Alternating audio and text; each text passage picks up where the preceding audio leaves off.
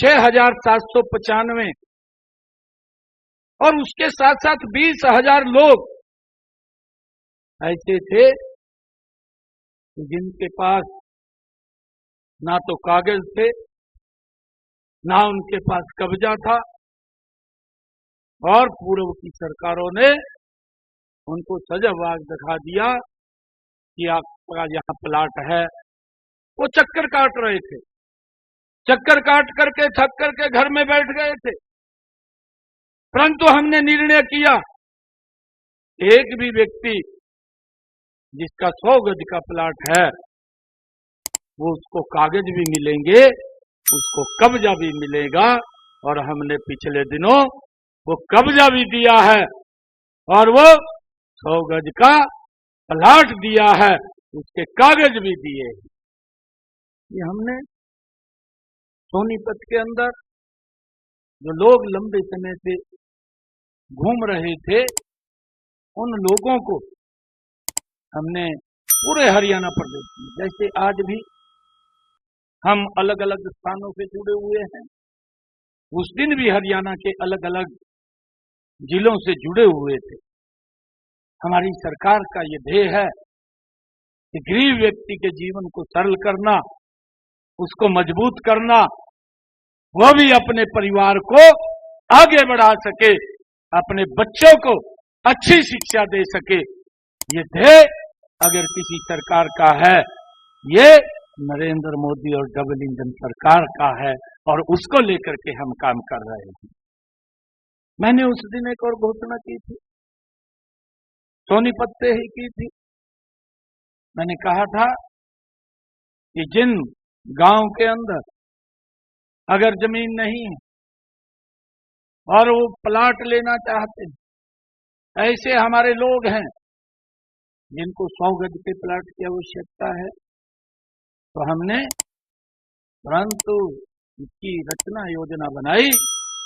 और उस दिन हमने जो शेष लोग बचे थे, उन सब लोगों के लिए ये बात कही थी कि उनके खाते के अंदर 1-1 लाख रुपया पहुंचाने का काम ये हमारी सरकार करेगी, ताकि वो अपना प्लाट ले सके। उसके लिए हमने डेट भी तय कर दी है। एक किसी प्रकार का कार्यक्रम उसका आयोजन करके उनके खाते के अंदर 1-1 लाख रुपया पहुंचाने का काम ये हमारी सरकार करेगी, ताकि गरीब व्यक्ति को इस बात की चिंता न रहे कि उसे अपने प्लाट के ऊपर मकान बना सके। और उसको लेकर के हमने ये भी कहा है अधिकारियों कि अगर कोई कुछ लोग और छूट गए हैं या कुछ और लोग जो नए उसके अंदर अप्लाई करना चाहते हैं, हमने उसके लिए भी कहा है कि आप पोर्टल बना दें।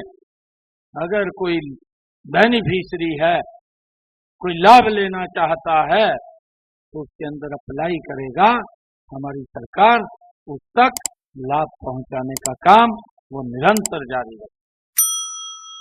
मुझे यह भी खुशी है आप सबको बताते हुए कि हमने जो दूसरी योजना शुरू की, मैंने दूसरी योजना अंबाला से शुरू की, करनाल से दूसरी योजना शुरू की, और करनाल के अंदर हमने निर्णय किया, हमारी सरकार ने एक हैप्पी कार्ड दिया, हरियाणा परिवहन अंत्योदय परिवहन परिवार योजना, हैप्पी कार्ड हमने दिया।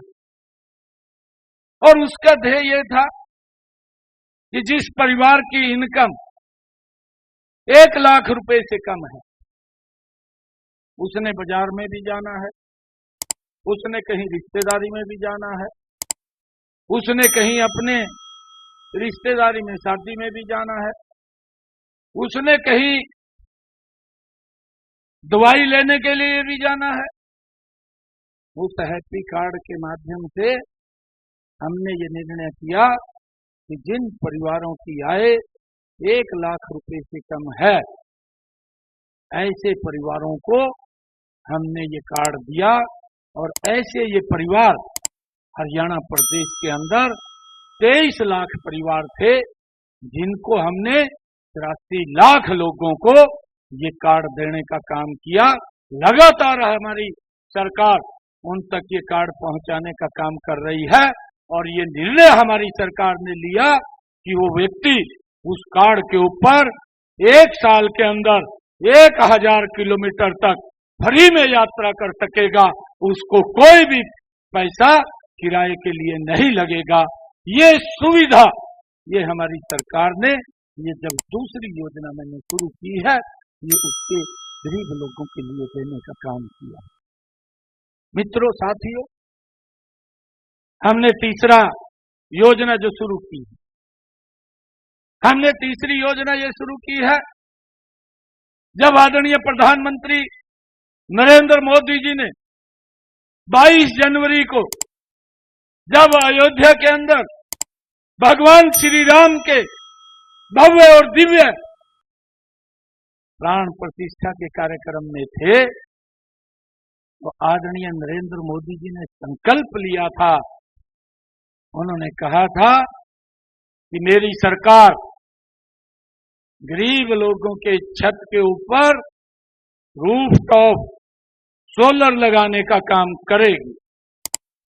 और हमने जो तीसरा कार्यक्रम अंबाला के अंदर किया, अंबाला के अंदर हमने अपने परिवारजनों को बुला करके उनके बीच में बैठ करके हमने इस योजना का शुभारंभ किया है।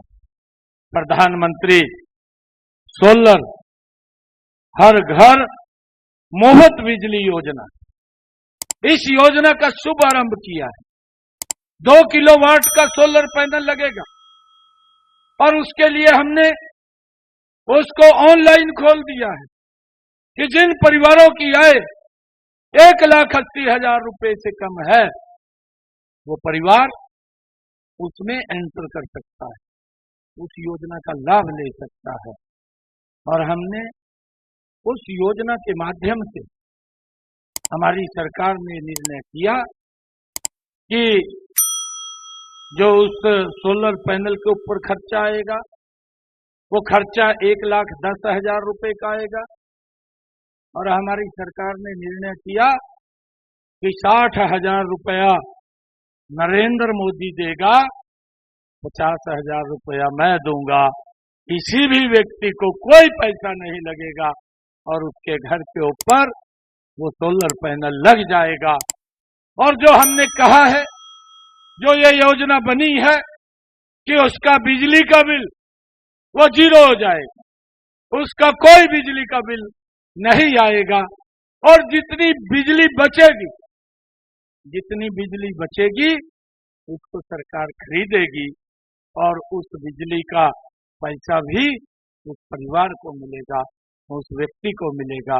इस सरकार को हमने, इस योजना को हमने गरीब के साथ जोड़ने का काम किया। परंतु